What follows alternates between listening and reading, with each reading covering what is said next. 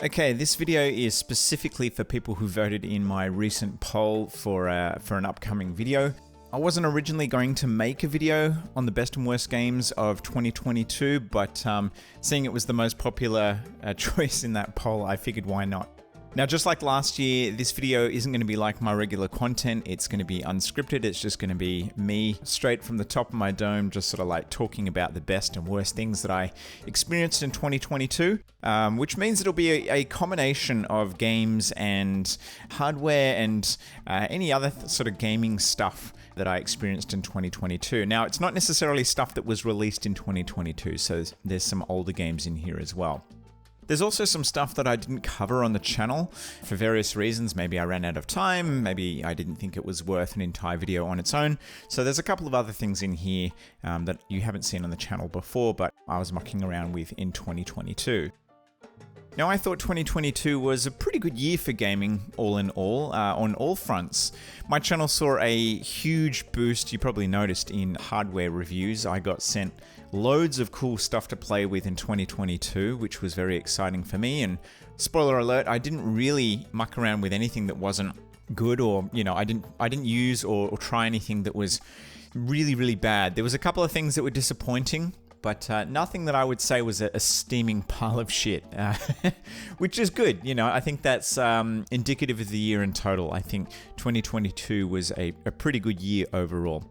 All right, so let's get into it. So unlike last year where I went from worst to best, I think I'm just going to kind of like go best and worst like for like, and I'm going to leave the absolute best and the absolute worst for the end, because that's how I make you watch a whole video. But leading up to that, I'm just going to talk about stuff in no particular order. Okay, a couple of honourable mentions before we get to the good and the bad stuff. Gran Turismo 7 is definitely something that I want to call out. I haven't played a Gran Turismo game properly since maybe Gran Turismo 3 on the PS2. I played Gran Turismo 5 Prologue when that came out in 2007, 2008. Never played Gran Turismo 5 or 6 or Sport.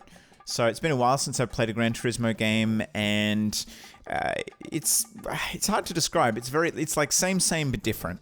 It's the typical Gran Turismo experience. You have your license tests, it's a closed circuit racer, there's loads of different cars, it's very much a car porn, car collector type of game. But at the same time, you know, Gran Turismo's never looked this good, never sounded this good, and never felt this good to play. But yeah, Gran Turismo 7, excellent racer. I've been playing on the PS5, so look into it if you're on the PS5. Another standout from 2022 was the Hori Octa Commander, I think that's what it's called, which is a 6-button fight pad for the PS4 and PS5. As some of you know, I play quite a lot of fighting games, and there were a few fighting games that came out in 2022, so I decided that a 6-button front-facing buttons control pad is what I needed to up my game. And I looked around, and the Hori Octa Commander, which came out in 2022, seemed to be getting pretty good reviews, so I gave it a go. And yeah, it's a decent controller. There's a few things I don't like about it. I think the shoulder buttons feel a bit sort of cheap, and I'm not sure how long they'll last. But overall, it's it suits its purpose. It's excellent for Street Fighter. The analog stick is actually pretty good for fighting games as well. Not that I use it, but if that's your preference, then it's a pretty good one. And yeah, I definitely give it a thumbs up. I didn't review it because I don't know. I just didn't have the time. There were lots of other things happening. So yeah, if you're in the market for a good 6-button front-facing fight pad for the PlayStation, then yeah, that's definitely one to consider. I got a shout out to the EPOS H6 Pro and H3 Pro headsets. I thought they were excellent. I really enjoyed my time with them. I still use the H6 Pro quite frequently. Really good headsets, not the best headsets that I used in 2022, but certainly up there, certainly contenders for the best headsets that I used in 2022.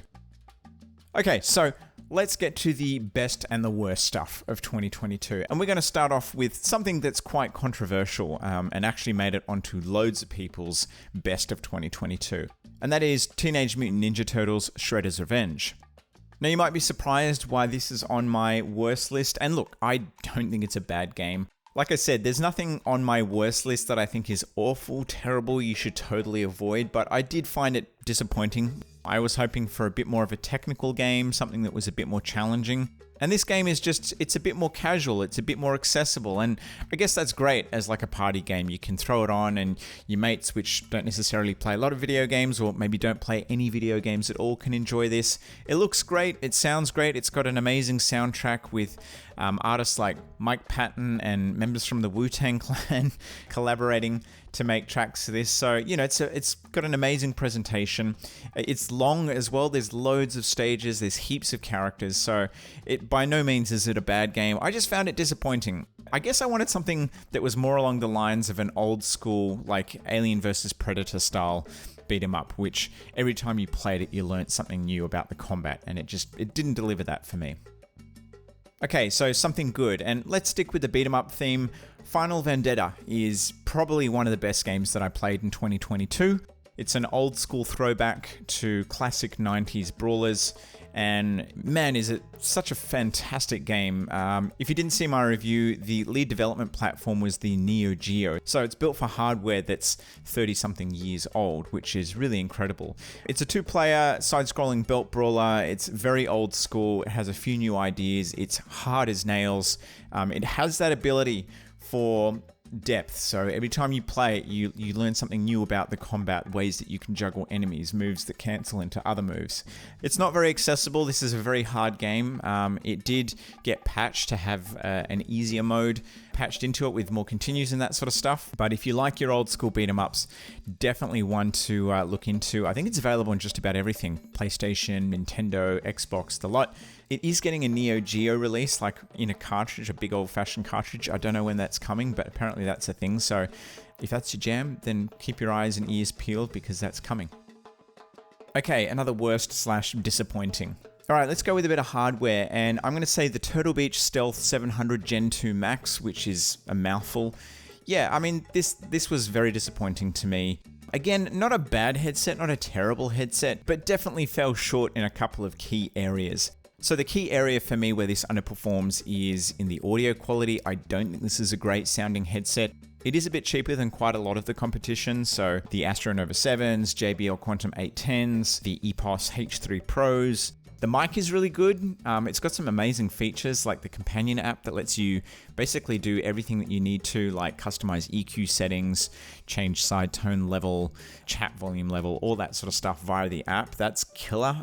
That's a feature that needs to be on every headset moving forward as far as I'm concerned. But yeah, this was the first dedicated Xbox headset that I had tried, and also the first Turtle Beach headset that I'd tried, and yeah, that's why I was disappointed. I was expecting more. Okay, something good on the hardware spectrum. The Arctis Nova 7. So the Arctis Nova 7 is my headset of the year. It is, I don't know why I wasn't expecting much from this headset. I've reviewed quite a few different SteelSeries headsets in 2022, the Arctis 7P Plus, and also the Nova 3s, and the Nova 3s were an excellent pair of headphones, wide headphones.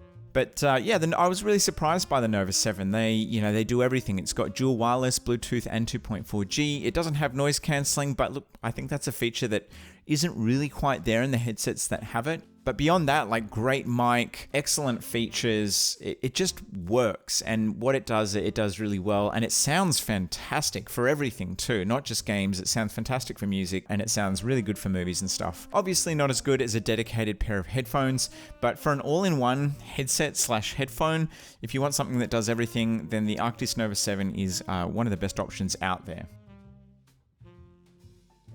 I actually had a really hard time deciding what was the absolute worst thing that I experienced in 2022. There were two things that really stood out. I think I'm going to have to go with the Retro Fighters Defender being not the worst, but it's the second worst thing that I experienced in 2022. So the Retro Fighters Defender is a PlayStation controller that does PlayStation 1, PlayStation 2, PlayStation 3.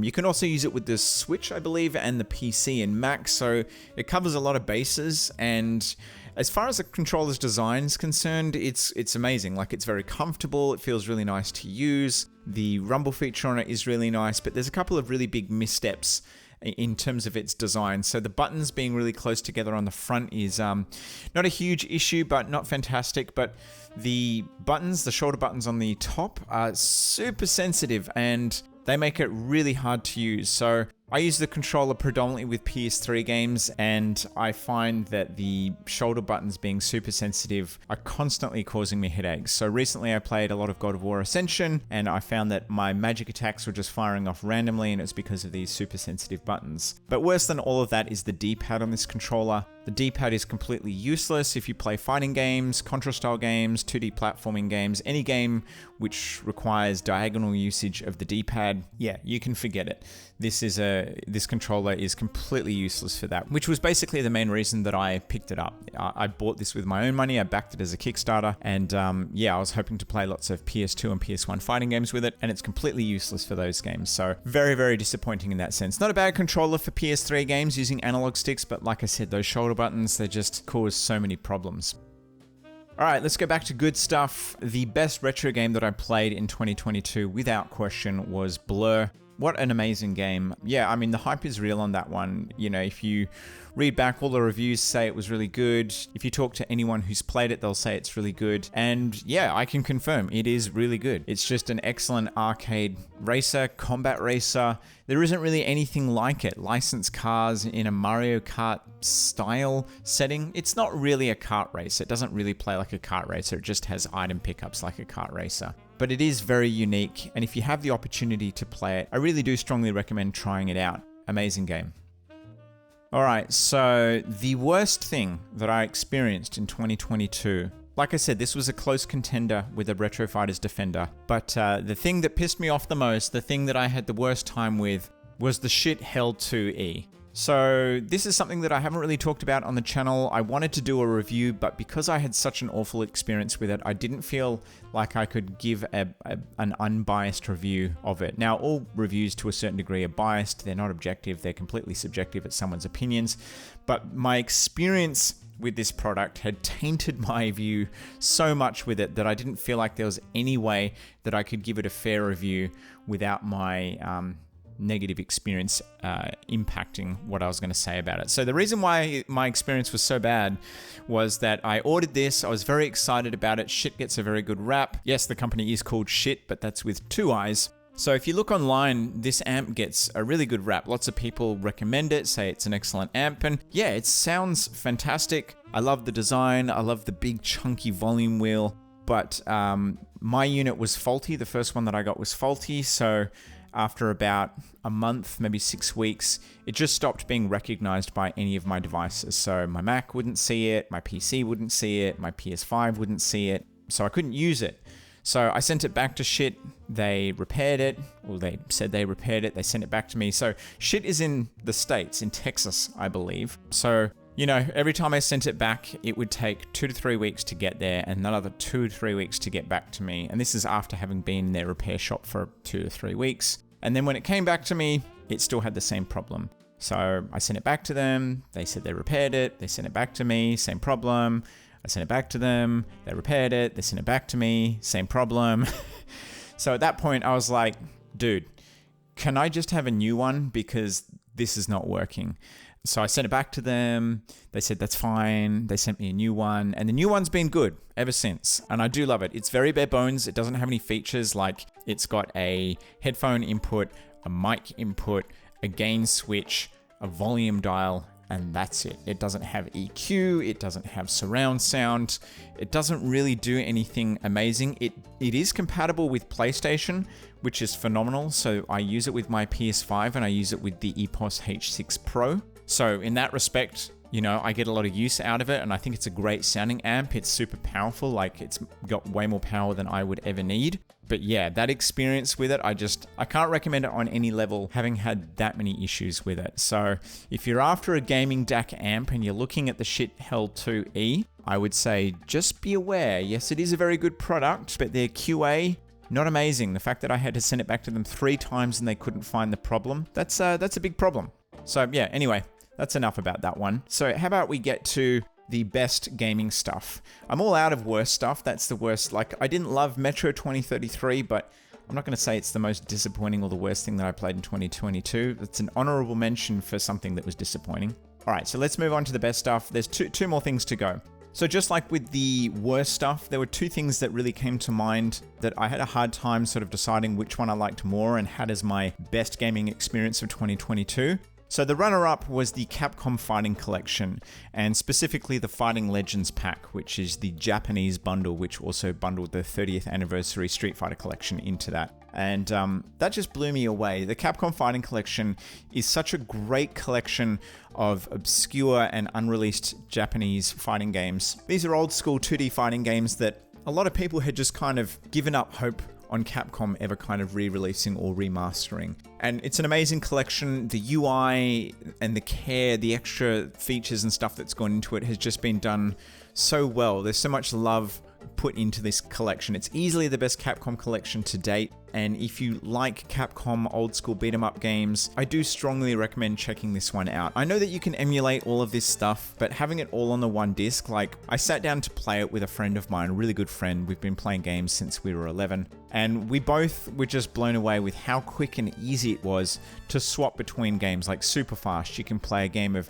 Hyper Street Fighter 2 and then be like, nah, let's play some Darkstalkers, and then 10 seconds later you're playing Darkstalkers, and then, nah, let's play some Puzzle Fighter, and then 10 seconds later you're playing Puzzle Fighter. And it's just really, really awesome. If you're a fan of this stuff, again, I'm rambling now because you can tell that I just love this stuff. So anyway, that was runner-up. Highly recommend checking it out. But the best gaming experience that I had of 2022 was Sifu. I think this is a bit of a cliche at this point. It was nominated for Fighting Game of the Year, which is fucking random, but yeah, it was nominated for a bunch of different Game of the Year awards. Loads of people have it as, one of their top contenders, if not the top contender for best game of 2022. And yeah, the hype is real on this one. It is such a phenomenal, I guess it's not a side-scrolling beat 'em up, but it's kind of like Final Vendetta in the sense that it's hard as nails. It really requires that you learn the combat. You have to learn attack patterns. You have to learn stage layout. You have to learn bosses.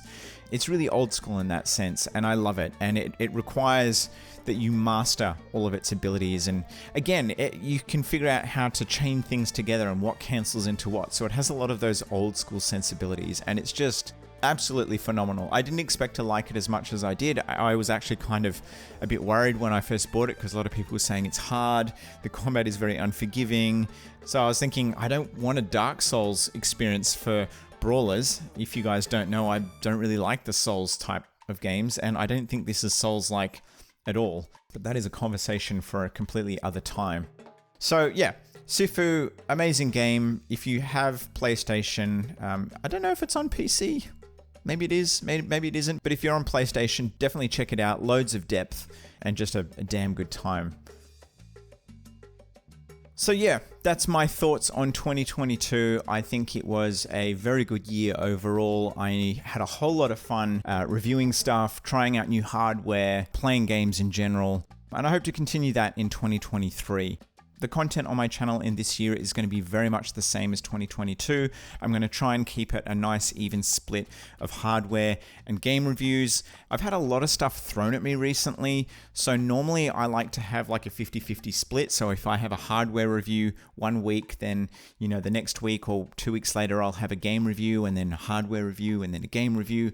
But yeah, I've just had loads of stuff being thrown at me. So you might have seen some weeks there's a video every week. Just recently there were 2 videos in 1 week, I think like 3 days apart, because Moonrider was just dropped in my lap with like 3 days to the launch date, and I was like, shit, I need to get a review out for that one to make launch date.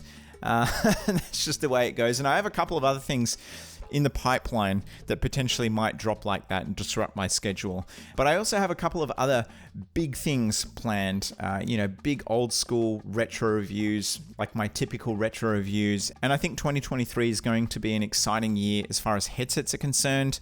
I think there are a few sort of like game-changing headsets on the way, and there's quite a few other interesting things that I've been looped into, which I can't talk about for obvious reasons. But yeah, there's loads of exciting things coming out in 2023. So my schedule will still be sort of fortnightly, but yeah, that may sort of change, you know, to weekly or maybe bi-weekly or whatever.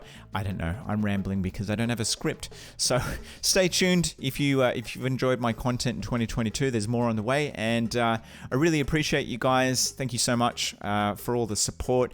And I look forward to talking to you guys more in the coming year. All right. Peace out.